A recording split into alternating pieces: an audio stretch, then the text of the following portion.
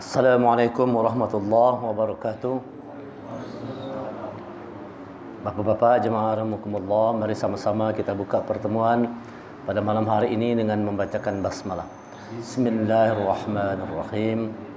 Innal hamdalillah nahmaduhu wa nasta'inuhu wa nastaghfiruh wa na'udzu billahi min shururi anfusina wa min sayyiati a'malina. Man yahdihillahu fala mudilla lahu wa man yudlil fala hadiya lahu. Asyhadu an la ilaha illallah wa asyhadu anna Muhammadan 'abduhu wa rasuluh la nabiyya ba'da. Allahumma shalli wa sallim ala Muhammad rasulillah wa ala alihi wa sahbihi wa man tabi'ahu wa balahu ila yaumil qiyamah. Rabbi shrah li sadri wa yassir li amri wahlul 'uqdatam min lisani yafqahu qawli. Rabbi zidni ilma warzuqni fahma. Faqala Allah Ta'ala fil Qur'anil Karim, a'udzu billahi minasyaitonir rajim. Ya ayyuhalladzina amanu taqullaha haqqa tuqatih wa la tamutunna illa wa antum muslimun. Wahai orang yang beriman, bertakwa kepada Allah dengan benar dan jangan kalian mati kecuali dalam keadaan sebagai seorang yang berserah diri kepada Allah sebagai seorang muslim. Ya ayuhan nasu taqu rabbakum alladzi khalaqakum min nafsin wahidah wa khalaqa minha zawjaha wa bassa minhuma rijalan katsiran wa nisaa wattaqullaha alladzi tasaaluna bihi wal arham innallaha kana 'alaykum raqiba. Ya ayyuhalladzina amanu taqullaha wa qulu qawlan sadida yuslih lakum a'malakum wa yaghfir lakum dhunubakum wa may yuti'illahu wa rasulahu faqad faza fawzan 'azima. Alhamdulillah, mari sama-sama kita panjatkan puji syukur kehadirat Allah Subhanahu wa taala yang telah melimpahkan rahmat, taufik dan hidayahnya kepada kita semua. Salawat dan salam semoga senantiasa tercurah kepada Nabi kita, Nabi besar Muhammad sallallahu alaihi wasallam beserta keluarga, kerabat dan pengikut beliau ila yaumil qiyamah. Jemaah rahimakumullah, malam hari ini kita sudah ada di tanggal 23 Sya'ban. Jadi lebih kurang insyaallah 7 hari lagi. Insyaallah lebih kurang 7 hari lagi, 1 minggu lagi kita akan bertemu dengan bulan yang penuh rahmat, bulan yang penuh maghfirah, bulan yang mulia, disebut sebagai syahrullah, bulannya Allah. Bulan diturunkannya Al-Quran, syahrul syam, syahrul mubarak, bulan yang penuh dengan keberkahan, syahrul Quran, bulan turunnya Quran sebagai petunjuk untuk manusia. Oleh karena itu, tentu sebagai orang yang beriman, kita menyambut Ramadan dengan sukacita, dengan gembira, dan melakukan persiapan-persiapan supaya Ramadan yang kita jalankan nanti itu betul-betul mengantarkan kita sebagai orang yang beriman dan bertakwa kepada Allah Subhanahu wa taala. Malam hari ini kita akan angkat tema dengan judul paradigma Ramadan. Apa itu paradigma? Paradigma itu cara pandang. Cara pandang itu yang kita kenal ada dua. Ada istilahnya namanya persepsi, itu cara pandang juga. Ada namanya paradigma. Kalau persepsi itu adalah cara pandang orang melihat sesuatu itu berdasarkan nilai yang berkembang di tengah-tengah masyarakat. Artinya kesepakatan bersama bagaimana sesuatu itu dipahami dan menilai sesuatu. Contoh misalnya, ketika orang menyambut Ramadan ini, ada orang yang berpikiran, berpandangan menyambutnya itu dengan kembang api misalnya. Ada dengan obor. Seperti itu kan, arakan obor-obor dan sebagainya. Ada lagi orang-orang yang memandang Ramadan ini sebagai peluang untuk mencari keuntungan zahir. Maka sekarang orang sudah bersiap-siap semua untuk bagaimana bisa mendapatkan rezeki yang semakin banyak di bulan Ramadan ini. Mal-mal semua menawarkan produk-produk barang diskon. Sebentar lagi pasar-pasar wadai sudah disiapkan. Kan gitu kan. Itu namanya persepsi. Begitulah kebanyakan orang itu memandang bagaimana menyikapi Ramadan tadi. Jadi orang memandang Ramadan sebagai ritual tahunan. Ada lagi orang yang memandang Ramadan ini hanya sebatas ritual tahunan. rame-rame berpuasa, rame-rame tarawih, seperti itu kan. Tetapi karakter, sifat, watak, perilaku itu tidak menunjukkan perubahan yang signifikan. Bahkan kada berubah sama sekali. Karena hanya memandang Ramadan sebagai ritual tahunan. Itu namanya persepsi. Nah, sementara paradigma itu adalah cara pandang yang benar menurut Al-Quran dan Sunnah Rasul. Itu namanya paradigma. Bagaimana kita menurut dengan cara memandang, dengan cara menyikapi Ramadan itu dengan cara yang benar. Seperti petunjuk Allah dan dalam Al-Quran. Oleh karena itu kita perlu melihat Ramadan. Bagaimana Quran menjelaskan Ramadan, apa pentingnya Ramadan ini untuk kita semua. Untuk apa Allah kirimkan satu bulan yang namanya bulan Ramadan ini. Untuk apa dikirimkan? Apa pentingnya buat manusia? Dan mengapa kita manusia itu perlu melaksanakan Ramadan itu. Dan melaksanakannya dengan keimanan. Man shoma Ramadhana imanan wa ihtisaban ghufira lahu ma taqaddama min dzambi.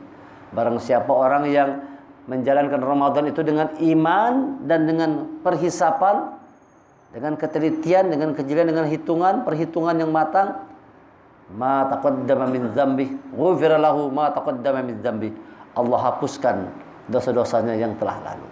Asal kita melaksanakannya dengan iman wa ihtisaban, dengan perhitungan. Di dalam Al-Quran Allah jelaskan surah Al-Baqarah ayat 183 yang sangat familiar sekali. A'udzubillahi minasyaitonirrajim. Ya ayyuhalladzina amanu kutiba alaikumus shiyam kama kutiba 'alal ladzina min qablikum la'allakum tattaqun. Wahai orang beriman, diwajibkan atas kalian itu untuk as-shiyam atau saum, atau orang terjemahkan dengan puasa. Nah, jadi kita berusaha melatih, membiasakan untuk menyebut dengan istilah yang benar sesuai Quran. Istilahnya saum. Salat, bukan sembahyang tapi salat. Bukan puasa tapi saum. Nah, karena yang namanya sembahyang itu bukan bahasa Islam. Dia adalah serapan dari bahasa Sanskerta, orang Hindu Buddha. Sembah hyang, menyembah sang hyang. Nah, lalu disingkat menjadi sembahyang, menyembah sang hyang. Nah, Islam itu bukan menyembah sang hyang, kita menyembah kepada Allah, namanya sholat. Nah, bukan puasa, karena puasa juga itu adalah mengambil dari bahasa Buddha juga, puasa, yang artinya tidak makan, tidak minum, puasa. Maka orang-orang Hindu Buddha juga ada puasa kan, puasa mutih ngarannya, kalau 40 hari 40 malam pada makan, hanya makan nasi putih dan air putih, puasa mutih. Ada lagi orang yang berpuasa pada malam hari, paginya bukanya. Nah, karena malam guring, pagi buka kan, ada lagi. Nah, Islam itu saum. Dan Allah katakan, ya ayyuhalladzina amanu. Yang dipanggil Allah adalah orang yang beriman. Bukan manusia kebanyakan, tapi orang beriman. Kenapa yang dipanggil orang beriman? Karena hanya orang beriman yang mampu untuk melaksanakan yang namanya saum tadi. Kutiba alaikumus shiyam. Yang mampu as-shiyam itu hanya orang yang beriman. Diwajibkan atas orang beriman itu untuk as-shiyam sebagaimana diwajibkan atas orang sebelum kalian. Apa tujuannya? La'allakum tattaqun, agar kalian menjadi orang yang takwa kepada Allah. Siapa orang yang bertakwa itu? Yang namanya muttaqin itu adalah orang yang mendapatkan petunjuk Allah. Jadi orang yang bertakwa itu adalah orang yang mendapatkan petunjuk Allah. Lalu dengan petunjuk itu dia mengerti, paham apa yang semestinya dia lakukan dalam kehidupan di muka. Sudah paham, sudah mengerti. Maka dia mengartikan menjalankan perintah Allah dan menjauhi semua larangan. Karena sudah paham tentang hidup, mengerti tentang makna kehidupan, lalu dilaksanakan perintah Allah, dijauhkan semua yang dilarang oleh Allah Subhanahu wa taala. Jemaah rahimakumullah, di bulan Ramadan Allah turunkan Al-Qur'an. Tujuan diturunkan Quran juga sama dengan tujuan dihadirkannya Ramadan tadi. La'allakum tattaqun. Turun Quran untuk apa? Dzalikal kitabu la raiba fi hudal lil muttaqin. Ini kitab Quran, tidak ada keraguan di dalamnya, dia petunjuk bagi orang-orang yang bertakwa. Jadi Quran juga diturunkan supaya manusia menjadi orang yang bertakwa. Dan Al-Quran itu diturunkan di bulan Ramadan. Syahrul Ramadan alladzi unzila fihi al-Quran hudal linnas wa bayyinatin minal huda wal furqan. Di bulan Ramadan kata Allah kami turunkan Quran Dia sebagai petunjuk buat manusia, menjelaskan petunjuk itu, dan furqan, membedakan antara hak dan batil. Jadi di bulan Ramadan turun Al-Quran. Tujuannya supaya takwa. Dan di bulan Ramadan ada perintah untuk manusia melaksanakan ibadah puasa tadi. Ibadah saum Ramadan. Nah, ini tentu ada kaitannya. Kalau begitu sudah barang tentu ada kaitan antara Al-Quran, antara saum dan takwa. Ini tentunya terkait erat sekali antara Al-Quran, saum dan takwa. Apa kaitannya? Kita diminta untuk saum supaya jadi orang yang bertakwa. Untuk jadi orang yang bertakwa perlu petunjuk Allah, namanya Al-Quran. Jadi kalau ada orang ingin bertakwa tapi tidak menjadikan Quran sebagai petunjuk hidup, maka itu dipastikan dia tidak akan bisa mampu menjadi orang yang bertakwa kepada Allah. Kalau buku petunjuknya itu ditinggalkan. Banyak orang ingin jadi orang yang takwa, tapi tidak pernah membuka Al-Quran, tidak pernah membacanya, apatah lagi memahaminya, apatah lagi mengamalkannya. Padahal niatnya mau jadi orang yang takwa. Allah katakan bahwa untuk jadi orang bertakwa itu perlu petunjuk Allah yang namanya Al-Quran. Dzalikal kitabu la raiba fi hudal lil muttaqin. Ini kitab Al-Quran, tidak ada keraguan di dalamnya. Dia petunjuk bagi orang-orang yang bertakwa. Petunjuk untuk jadi orang takwa adalah Al-Quran. Dan untuk dapat petunjuk lewat Al-Quran ini perlu satu kondisi, satu keadaan, satu situasi. Supaya bisa mendapatkan petunjuk dari Al-Quran, ketika kita membaca setiap ayat Al-Quran, kita bisa mengambil petunjuk. Apa petunjuk Allah yang bisa kita ambil dari setiap ayat yang kita baca? Jangan sampai kita cuma sebatas membaca tapi tidak mendapatkan petunjuknya. Makanya nanti Allah katakan banyak orang di Ramadan itu rugi. Kenapa? Dia tidak dapat petunjuk Allah di bulan Ramadan. Dia berpuasa tapi tidak mendapatkan petunjuk Allah. Dia tarawih tapi tidak dapat petunjuk Allah. Bahkan dia membaca Quran juga dia belum mendapatkan petunjuk Allah. Kenapa tidak dapat petunjuk Allah? Karena situasinya belum tepat, keadaan dirinya tidak sesuai dengan kehendak Allah. Bahwa untuk memahami Al-Quran ini, untuk dapat mengambil petunjuk Al-Quran ini, petunjuk Allah Al-Quran, perlu satu situasi, namanya as-siyam tadi. Jadi kalau begitu siyam ini menjadi begitu penting untuk kita perhatikan. Maka main-main nih, puasa Ramadan ini menjadi begitu penting kita perhatikan. Kenapa? Dia merupakan cara untuk kita mendapatkan petunjuk Allah. Jadi bukan sekedar menahan makan minum aja. Tapi puasa itu adalah satu cara yang Allah berikan supaya kita orang beriman dapat memahami petunjuk Allah. Harus dalam keadaan saum. Harus dalam keadaan suasana as-siyam. Nah, maka perlu kita perhatikan apa itu. Kalau begitu apa itu as-siyam ini? Sangat penting diperhatikan. Secara bahasa etimologi kata-kata as-siyam, saum itu artinya menahan, mengekang, mengendalikan. Itu namanya saum. Di Ramadan kita diminta Allah untuk menahan. Ya, kalau ada orang masuk Ramadan tidak mampu menahan, tidak mampu mengendalikan, tidak mampu mengekang, maka dia belum dapat dikatakan sebagai orang yang sempurna saumnya itu. Untuk memahami Quran perlu saum. Saum itu satu keadaan di mana kita mampu menahan, mengendalikan, mengekang. Apa yang dikendalikan, apa yang ditahan, apa yang dikekang, yaitu pengaruh-pengaruh yang muncul dari dorongan perut dan pengaruh-pengaruh yang muncul dari dorongan seks kita. Dua tempat ini bahaya, perut dan seks itu. Maka kita di puasa disuruh menahan makan minum, urusan perut kita, dan tidak boleh berhubungan suami istri di siang hari. Urusannya adalah bagaimana kita mampu menahan, mengekang, mengendalikan perut walaupun lapar, tapi kita disuruh untuk menahan. Itu latihannya itu. Walaupun lagi lapar, lagi haus, suruh Allah tahan. Tidak boleh makan, tidak boleh minum sampai terbit sampai terbenam fajar. Mulai dari terbitnya matahari sampai terbenamnya fajar, baru kita boleh sampai maghrib. Suruh kita nahan. Walaupun kita lagi mau sama pasangan kita, tahan. Tidak boleh siang hari. Malam hari boleh, siang tidak boleh. Tahan, walaupun lagi kepengen, tidak boleh. Itu yang disuruh Allah untuk saum, menahan, mengekang, mengendalikan perut dan seks ini. Dan perut dan seks ini adalah dia merupakan problem permasalahan manusia yang paling tua dan paling mengakar, paling mendasar dalam kehidupan itu. Dua urusan ini aja nih, urusan perut dan urusan seks itu. Nabi Adam keluar dari surga gara-gara urusan apa itu? Urusan perut. Dipengaruhi oleh iblis, makan. Urusan makan. Karena dilarang jangan makan. Tidak dapat Nabi Adam dan Siti Hawa mengendalikan, menahan, mengekang diri. Dia makan sesuatu yang dilarang oleh Allah. Tidak dapat dia mengendalikan dorongan perutnya tadi. Yang dibantu oleh bisikan iblis. Kada apa-apa makan kata iblis. Ini dorongan perut itu. Sampai ke bumi, terjadi pembunuhan manusia pertama kali di muka bumi. Qabil membunuh Habil, anaknya Nabi Adam. Qabil membunuh Habil. Urusan apa itu? Dorongan apa?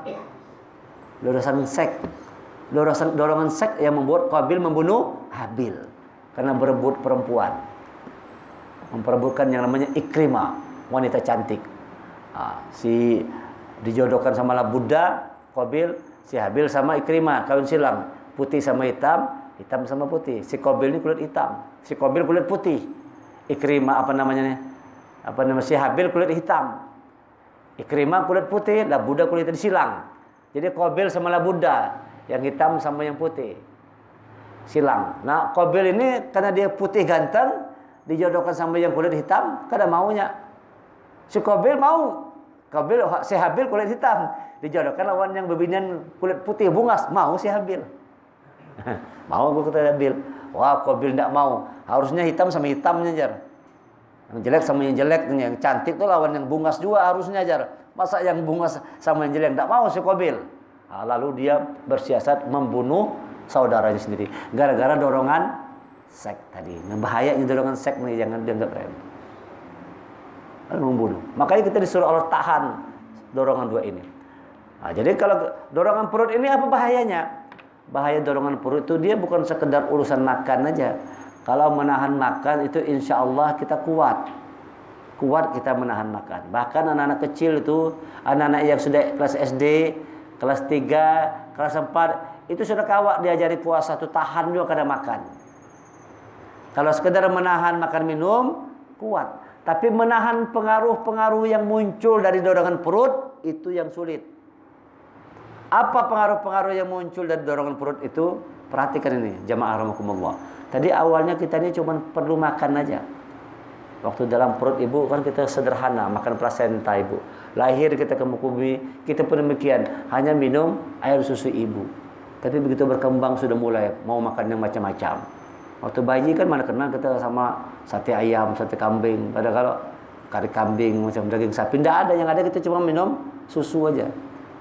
Dorongan perut sudah membuat manusia itu ingin makan berbagai macam makanan. Nah, awalnya manusia cuma ingin makan aja. Tapi muncul pikiran bagaimana caranya bisa mendapatkan makannya lebih mudah lagi. Gimana cara supaya bisa mendapatkan makannya lebih mudah. Lalu muncul yang namanya teknologi. Manusia membuat alat-alat untuk memudahkan mencari makan. Dulu orang kalau bertani pakai cangkul aja. Pakai cangkul aja orang bertani. Tapi mikir Pak petani ini kalau pakai cangkul lawas ini. Mulai orang mikir, pakai apa gitu? Lalu dibuat alat ekskavator. Dulu orang kerja berjalan batis. Mikir orang kalau jalan batis mencari duit agak terlambat sedikit ini. Buat sepeda ontel. Wah kurang laju, buat sepeda motor. Kurang cepat juga, buat mobil. Ada bisnis luar negeri. Kita bisnis antar pulau. Ngalih nih, apa diperlukan nih? Mikir manusia, kita buat pesawat. Itu dorongan apa itu? Semua itu lahir dari dorongan perut manusia.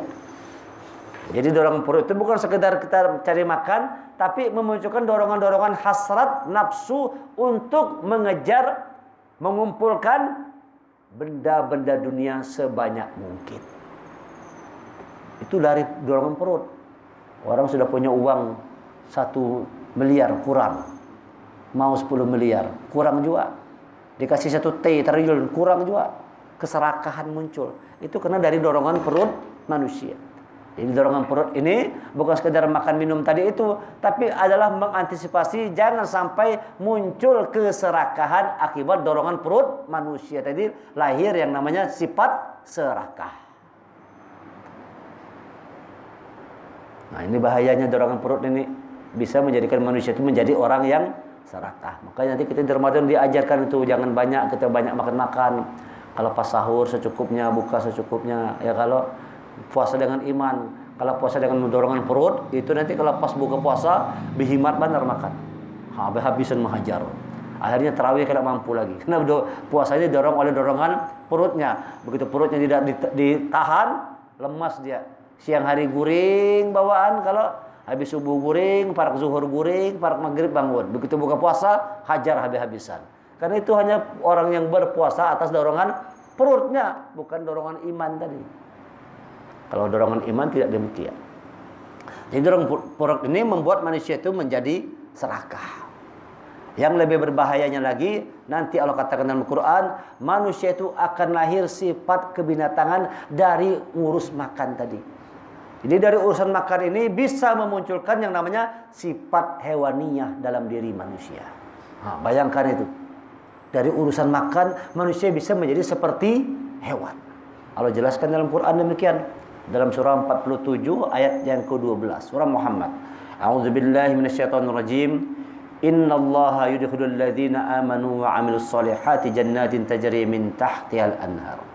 Walladzina kafaru yatamatta'una wa ya'kuluna kama ta'kulul an'am wan nar maswal lahum.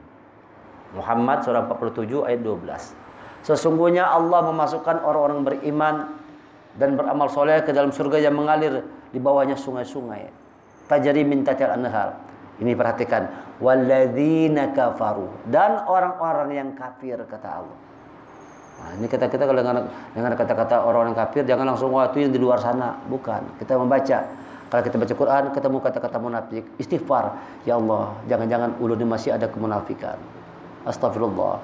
Baca ketemu ayat zalim, astagfirullah ya Allah, jangan-jangan ulun masih banyak kezaliman. Ketemu kata-kata kafir, jangan-jangan ulun masih banyak mengingkarnya ulun ya Allah, astagfirullah. Minta ampun sama Allah. Itu namanya membaca diri, tidak itu kan orang kafir luar sana, aku kan enggak termasuk. Tidak begitu. Allah katakan walladzina kafaru, adapun orang-orang kafir itu yatamatta'u. Mereka itu dunia gawenya hanya bersenang-senang aja. Tuh, orang kafir itu dia hidup dunia kerjaannya hanya bersenang-senang. Wa ya'kuluna kama ta'kulul an'am. Dan orang-orang kafir itu kata Allah, mereka makan persis seperti hewan makan. Bayangkan ini. Allah memberikan amsal, ada manusia makannya sama seperti hewan makan. Wan naru maswalahum, tempat kembalinya adalah neraka kata Allah. Jamaah rahimakumullah, mengapa Allah memberikan amsal manusia itu makannya kalau tidak saum dia, tidak dapat menahan diri, tidak dapat mengekang diri, tidak dapat mengendalikan diri, dia bisa makan sebagaimana hewan makan. Kenapa dijadikan amsalnya hewan? Karena hewan kita perhatikan bagaimana hewan makan. Hewan makan hanya sebatas untuk mengenyangkan perut aja. Itu aja hewan itu makan. Kada ada urusan iman, kada ada. Kalau urusan takwa adalah, urusan ibadah adalah, tidak ada. Hewan makan hanya sebatas urusan mengenyangkan perutnya aja. Nah, jadi kalau ada manusia seperti itu, makanannya untuk kenyang aja, ibadah kada, sholat kada, mengaji kada, ya kan? Gimana itu dia tuh? Maka kalau katakan sama seperti hewan makan. Ada manusia yang makannya seperti hewan. Kenapa? Dia makan hanya sebatas untuk mengenyangkan perutnya saja. Tidak ada kaitan ketakwaannya kepada Allah. Harusnya kita makan, dapat energi makan, bawa ibadah, bawa sholat, bawa ngaji, bawa berbuat amal kebaikan. Begitu harusnya. Tapi ada orang-orang yang cuma dia sebatas untuk makan aja. Mulai pagi keluar rumah, balik malam, cari makan. Hanya untuk mencari makan, sekedar mengenyangkan urusan perutnya itu. Dan hewan kita perhatikan, dia untuk makan, untuk mengenyangkan perut, hewan akan melakukan apa saja. Hewan itu akan melakukan apa saja, yang penting perutnya kenyang. Bisa membunuh hewan. Harimau dimakannya kancil kan, bisa membunuh hewan. Ular dimakannya tikus. Bisa membunuh binatang untuk makan. Supaya perutnya kenyang, dibunuhnya binatang. Supaya perutnya kenyang, bisa mencuri. Binatang bisa mencuri. Warik itu mencuri makanan orang, dirampasnya makanan orang. Hanya untuk mengenyangkan perutnya, hewan bisa membunuh, hewan bisa mencuri. Keadaan manusia pun demikian. Kalau sudah didorong oleh dorongan perut yang tidak bisa dikendalikan, maka manusia pun sama, akan melakukan apa saja, yang penting perutnya kenyang. Bisa membunuh juga manusia nih untuk makan. Bisa mencuri, lebih bahaya manusia. Pandai koruptor. Untuk makan bisa koruptor. Bisa menipu. Bahkan ada bisa menjual diri.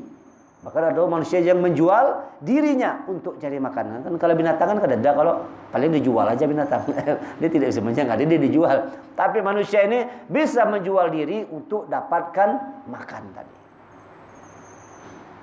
Nah, bahaya dorongan perut ini. Bisa membuat manusia itu melakukan apa saja, yang penting dia bisa memenuhi kebutuhan perutnya itu. Ini yang paling bahayanya. Manusia bisa kehilangan fitrahnya sebagai manusia, dia akan menjadi seperti hewan, bahkan lebih sesat, lebih buruk lagi ketika dia tidak dapat mengendalikan dorongan perutnya itu. Nauzubillah.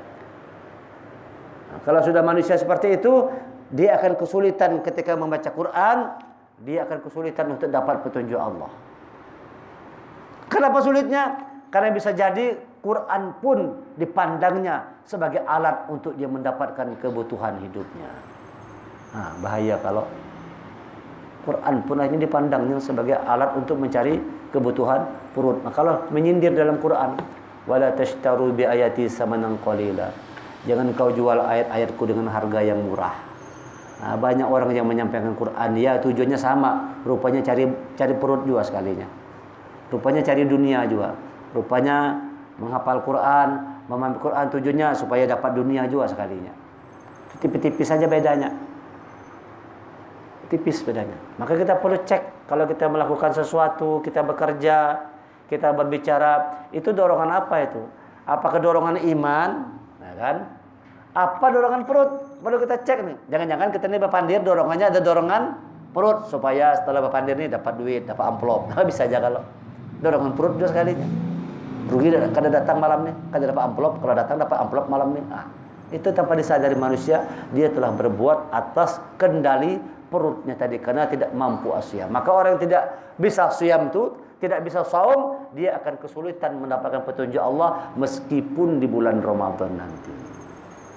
Jadi kalau ada orang Ramadan ini masih sibuk urusan dunia, susah dapat petunjuk Allah. Susah. Bukannya ulun melarang pian begawi di bulan Ramadan, tapi kalau bisa itu dikendalikan lah. Saum dulu, tahan, kekang, kendalikan. Dan urusan dunia ini tidak mau habis-habisnya. 11 bulan sudah urusan dunia banyak. Coba 1 bulan ini kata Allah, khususkan waktunya untukku. Jadikan 1 bulan Ramadan ini kita khususkan waktu kita untuk Allah. Harusnya orang beriman mampu demikian. Sewaktu Ramadan datang, dia menyibukkan diri dengan urusan beribadah kepada Allah. Kalaupun mau mengejar dunia, barangkali bisa dilakukan di malam hari. Nah, kan bisa malam hari. Tapi waktu siang hari itu urusannya sama Allah. Ya bagus lagi memang totalitas. Ketika datang Ramadan tidak ada urusan lain kecuali urusan dengan Allah. Nah, itu namanya orang yang asyam saum. Kalau kita mampu saum, bisa mengendalikan dorongan perut tadi yang ingin mencari keuntungan dunia yang banyak, serakah dunia pada akhirnya, dan pada akhirnya melahirkan sifat kebinatangan. Orang yang seperti itu kalau membaca Quran tidak akan dapat petunjuk Allah. Wa la yajid zalimina illa khasara, dan tidaklah Quran ini bagi orang yang zalim kecuali kerugian. Jadi ada orang yang baca Quran tapi rugi dia. Di Ramadan banyak orang yang baca Quran tapi tetap rugi. Kenapa? Cuma dia jadikan Quran itu sebagai ritual-ritual, bukan untuk dapatkan petunjuk, sebatas untuk mendapatkan pahala-pahala aja, ritual-ritual sebatas. Atau bahkan mungkin dia jual ayat Allah itu untuk keuntungan dunia tadi. Na'udzubillah. Pengalaman sejarah sudah membuktikan itu. Banyak orang-orang yang hebat-hebat itu, ulama-ulama, semua yang hebat-hebat, guru, itu menjadi corong penguasa untuk mendapatkan zahirnya dunia. Sampai sekarang kan begitu. Sampai sekarang juga demikian, berulang sejarah. Ada orang-orang yang hebat dengan pengetahuan agamanya itu, tapi itu semua digunakannya sebagai alat untuk mendapatkan keuntungan dunia tadi. Ujung-ujungnya cari duit juga. Ujung-ujungnya juga mencari keuntungan dunia. Nah, ini perlu orang yang begitu kata Allah, kalau dia bicara seperti orang yang memberikan nyala api, memberikan cahaya, dan pada akhirnya cahaya itu dipadamkan oleh Allah dan mereka jadi dalam keadaan gelap gulita. Masaluhum kamasalil ladzi istawqada nara falamma adaa'at ma hawlahu dhahaballahu binurihim wa tarakahum fi dhulumatil la yubsirun summum bukmun umyum fahum la yarji'un. Perumpamaan mereka itu kata seperti orang yang menyalakan api. Lalu Allah padamkan cahaya api itu. Lalu mereka dalam keadaan gelap. Ini kalau Bapak Andir kayaknya memberikan cahaya, padahal api aja. Yang disampaikan seolah-olah kebaikan, padahal itu semua hanya adalah cahaya api panas yang membakar. Harusnya api itu melahirkan cahaya terang, tapi api juga bisa membakar, hati-hati. Jadi banyak orang terbakar, makanya di mana-mana orang sibuk segala macam. Datang Ramadan bukan mempersiapkan diri untuk beriman dengan takwa, tapi sibuk mempersiapkan zahirnya aja. Nah, kita orang beriman tidak demikian. Sambut Ramadan ini dengan persiapan yang matang, dengan sungguh-sungguh. Buatlah rencana ketakwaan, program ketakwaan selama bulan suci Ramadan. Jangan sia-siakan bulan Ramadan. Amal yang lain untukmu, kata Allah. Syahadah untukmu, salat untukmu, zakat untukmu, haji untukmu. Tapi khusus saum Ramadan itu untukku. Nah, itu ada Rasul mengatakan. Maka kita beriman, berusahalah berikan yang terbaik untuk Allah. Berikan yang terbaik untuk Allah. Kuatkan komitmen dalam jiwa kita untuk Ramadan tahun ini menjadi Ramadan yang terbaik. Dan insya Allah akan menjadi Ramadan yang terbaik kalau kita mempersiapkan diri dengan sungguh-sungguh. Nah, ini ya. Jadi dorongan perut membuat manusia itu cenderung mengumpulkan benda-benda dunia. Apa bahayanya dorongan seks sekarang? Dorongan seks ini bahayanya seperti apa? Allah jelaskan dalam Al-Quran, dalam surah Al-Hadid, surah 57 ayat yang ke-20. A'udzu billahi minasyaitonir rajim. I'lamu annamal hayatud dunya la'ibu walah wa zinatu wa tafakhurun bainakum wa takatsurun fil amwali wal aulad. Kama sali ghaisin a'jabal kuffar nabatuhu thumma yahiju fatarahu musfarra thumma yakunu hutama wa fil akhirati 'adzabun syadid wa maghfiratun minallahi wa ridwan wa mal hayatud dunya illa mata'ul ghurur. Ketahuilah, kata Allah, sesungguhnya kehidupan dunia ini hanyalah permainan. Nah, hati-hati itu jemaah. Jadi Allah katakan dunia ini hanyalah permainan. I'lamu annama hayatud dunya la'ib. Dunia itu hanyalah la'ibun, permainan. Ini kalau kita sibuk ngejar dunia, itu artinya apa tuh? Haur bermain-main terus. Jadi kalau orang tuh hanya menyibukkan hari-harinya dengan dunia, itu artinya dia sedang larut dengan permainan. Karena Allah katakan dunia itu adalah permainan. Maka siapa orang yang hanya sebatas mengejar dunia, berarti dia telah larut dalam permainan. Bermain itu boleh, tapi jangan larut dalam permainan. Lupa harus bermain aja. Kalau orang sholat lupa sholat, masuk puasa lupa puasa, bulannya aja puasa, ini ada puasa. Karena larut dalam permainan tadi. Memang yang namanya permainan itu asik. Ya kalau, nah bermain catur itu asik nah. Kada tahu sudah jam berapa. Wah, zuhur. Kalau sudah lewat sekalinya zuhur sudah. Aur bermain aja. Permainan. Allah katakan dunia itu adalah permainan. Nah, maka kita orang beriman jangan sibuk mengejar dunia. Itu artinya kita biarkan kita larut dalam permainan. Laib walahun, permainan dan senda gurau dan kelalaian. Lalai. Jadi kalau sudah orang sibuk dunia itu lalai. Nanti Ramadan datang, banyak orang tetap dalam keadaan lahwun, dalam keadaan itu bermain-main lalai. Lalai karena permainan tadi, lalai dengan dunia tadi. Melalaikan dunia ini. Yang kata Rasulullah, dunia itu hanya harganya cuma seperti sebelah sayap nyamuk aja. Nah, murahnya harga dunia itu. Cuman seperti sebelah sayap nyamuk. Tapi kok kita kejar mati-matian. Datang Ramadan pun orang coba perhatikan tiap Ramadan. Semakin sibuk cari duit atau semakin sibuk beribadah kepada Allah. Wah, apalagi para lebaran nanti. Wah, orang semakin gencar kerja. Mikirkan dapat duit berapa dia menjelang Idul Fitri. Harusnya kita tidak bersiap-siap demikian. Mempersiapkan kondisi iman gitu yang sebenar. Ini pengaruh seks tadi. Ketahuilah dunia itu hanya permainan senda gurau. Wa zinatu, perhiasan. Wa tafakhurum bainakum, dan saling berbangga-bangga di antara kalian. Wa takasurum fil amwali wal aulad, berbanyak-banyakan anak dan harta. Harta dan anak. Wa takasurum fil amwali wal aulad, berbanyak-banyak harta dan anak, saling berlomba. Ikan berapa harta banyaknya? Oh, sudah berapa anak? Orang berbangga-bangga dengan banyaknya harta. Sibuk orang sekarang mengumpul. Karena orang semakin kaya, semakin tinggi kehormatan. Semakin kaya, semakin terhormat di tengah-tengah masyarakat. Walaupun harta kekayaan itu dari koruptor, yang penting tidak masalah. Yang penting jadi orang terhormat. Kenapa? punya harta dunia yang banyak. Bangga dengan harta, bangga dengan anak-anak, berbangga-bangga.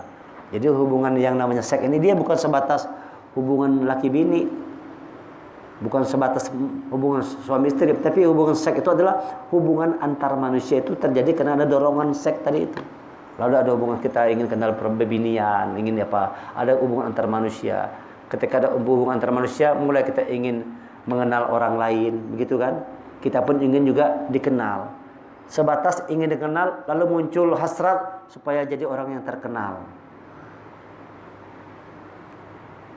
Ingin dihormati, ingin disanjung, ingin dipuji, tadi berbangga-banggaan. Jadi dorongan seks itu membuat manusia itu berbangga-banggaan dengan citra dunia. Maka orang sekarang sibuk membangun citra diri semua. Ada kebanggaan-kebanggaan. Semakin banyak gelar tadi kan semakin bangga kita. Semakin tinggi sekolah semakin bangga. Wah, kita pun bangga. Kalau anak-anak kita sudah jadi orang-orang hebat semua, kita bangga. Udah punya anak 4, 2 di Amerika, 1 di Arab, 1 di Mesir. Semua jadi orang tua. Sudah orang-orang hebat-hebat semua. Ada kebanggaan. Jadi orang berbangga-bangga dengan banyak harta, berbangga-bangga dengan banyaknya anak. Berbangga-banggaan itu karena dorongan seks tadi itu. Ingin pamer, ingin hebat. Yang membuat manusia menjadi manusia-manusia yang sombong. Mereka menganggap harta anak itu sebagaimana petani tadi Allah katakan. Kama sadaqasin ajabal kuffar nabatuhu. Sebagaimana petani yang melihat hujan lalu dia senang tanaman-tanamannya tumbuh semua dengan hujan tadi. Tumbuh tanaman-tanaman tadi hijau semua. Tapi kata Allah perhatikan, kemudian tanam itu menjadi kering dan hancur, mati pada akhirnya. Artinya dunia yang dikejar itu pada akhirnya akan ditinggalkan semua. Yang apa yang kita bangga-banggakan, sudah bangga jadi orang kaya, punya sekian rumah, punya sekian mobil mewah, punya sekian deposito. Bayangkan ada orang yang punya mobil dalam rumah, misal parkir tuh sampai berapa buting tuh, dipakai kan enggak ada. Koleksi aja, itu pajangan aja. Nah, kayak orang-orang yang sugih-sugih kalau ada misalnya yang di Brunei sana ada cerita gitu kan. Wah, punya mobil sampai 80 buting di bagasi mobil. Wah, banyak mobil mewah-mewah. Pajangan aja. Ada satu kebanggaan aja. Punya ini, punya itu. Itu dorongan seks yang membuat manusia menjadi bangga. Pada akhirnya menjadi sombong. Kalau sudah orang sombong, susah dapat petunjuk Allah. Iblis keluar dari surga karena kesombongan. Jadi kita pun kalau sudah sombong itu, ketika baca Quran tanpa disadari, ini juga bisa menjadi alat untuk kesombongan. Nah, aku sudah hafal 30 juz, aku sudah ini. Wah, itu bisa sombong juga. Jadi manusia pun bisa sombong dengan pengetahuannya. Dengan ilmunya, Quran pun bisa dijadikan sebagai alat untuk kesombongan. Kalau sudah begitu, maka kalau katakan manusia tidak akan dapat petunjuk Allah. Nah, oleh karena itu jangan sampai kita dikendalikan oleh dorongan perut dan dikendalikan oleh dorongan seks tadi. Harusnya dorongan iman yang muncul. Kalau sudah dorongan iman yang muncul, bagaimana hasilnya? Nanti akan kita pelajari di pertemuan yang akan datang. Bagaimana hasilnya? Kalau dorongan iman itu yang mendorong manusia melakukan sesuatu. Kalau dorongan perut pasti merusak diri manusia. Dorongan seks pasti rusak kita. Tapi kalau dorongan iman, baru manusia akan mampu menjadi orang yang takwa kepada Allah di bulan Ramadan nanti. Nah, mudah-mudahan kita menyangka Ramadan itu dengan dorongan iman tadi. Dengan dorongan iman. Apa tanda bahwa seorang itu iman itu yang mendorongnya? Nanti kita kaji minggu depan. Seperti ini kata Allah, tandanya orang itu puasanya dorongan iman, tandanya seperti ini, A, B, C, D. Nah, nanti insya Allah akan kita kaji di pertemuan yang selanjutnya. Subhanakallahumma wa bihamdika asyhadu an la anta astaghfiruka wa atubu ilaik. Kita tutup dengan membacakan hamdalah. Alhamdulillahirabbil alamin wal afu minkum. Assalamualaikum warahmatullahi wabarakatuh.